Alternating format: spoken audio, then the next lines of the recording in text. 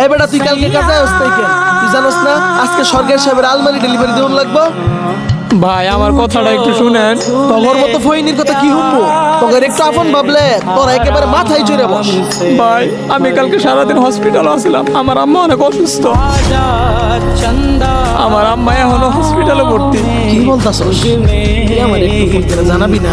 তাড়াহুড়া করে ফোনটা বাড়িতে রেখে গেছিলাম গা, এই জন্য আইনারে কল দিতে পারি নাই।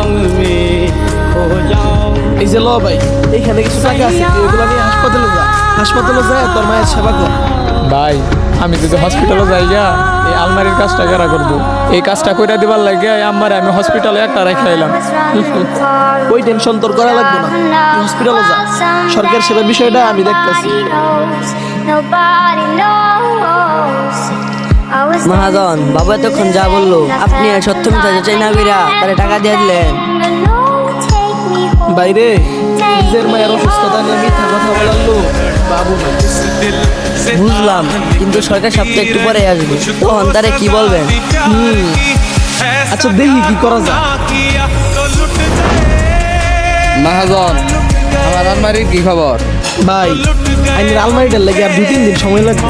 এই মিয়া, আজকে না ডেলিভারি দেওয়া তারিখ, তাহলে আবার 2-3 দিন সময় লাগবে কে লিগা? ফাইলামি করেন মিয়া। ভাই আমার কারিগরের আম্মা হঠাৎ করে অসুস্থ হয়ে গেছে গা। এর লেগে ওই আর আম্মার নিয়ে হাসপাতালে গেছে, এই জন্য আইনের কামটা সময় মতো কমপ্লিট করতে পারি নাই।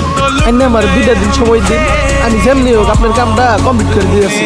ওই মিয়া, কারিগরের আমার সুস্থ চিকিৎসা করবো ডাক্তারে, ওর অনে থাকা দরকার কি? ঘরে তাড়াতাড়ি আয়া আমার কাজটা শেষ করতে কন। ভাই আমি ভাবছিলাম আমার কারিগরের মায়ের অসুস্থতার কথা শুনে আপনি একটু নমনীয় হবেন, কিন্তু আপনি যেটা বললেন এটা আমি মাইন্ড নিতে পারলাম না। ছেলেটা যে তোর মায়ের সেবা করতেছে করতে দেন না, সবার তো বাপ মায়ের সেবা করার সুযোগ হয় না। মায়ের পায়ের নিচে সন্তানের বেশ, আমারই দেখেন না, আমার টাকা পয়সা বাড়ি ঘর সব আছে, কিন্তু আমার মা নাই। আমার বড় একটা বাড়ি আছে, কিন্তু ওই বাড়িতে গেলে কেউ আমার বলে না বাবা তুই আসছস।